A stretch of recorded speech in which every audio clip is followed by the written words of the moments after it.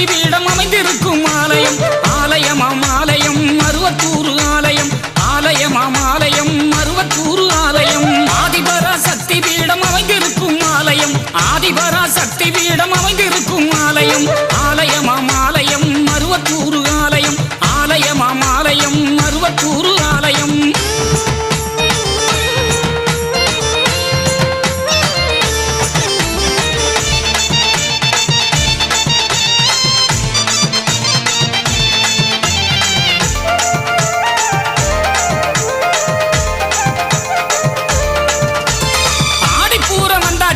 ஆனந்தமே வந்தாச்சு ஆதிபரா சக்திக்கு தான் கஞ்சி காய்ச்சி ஊத்தியாச்சு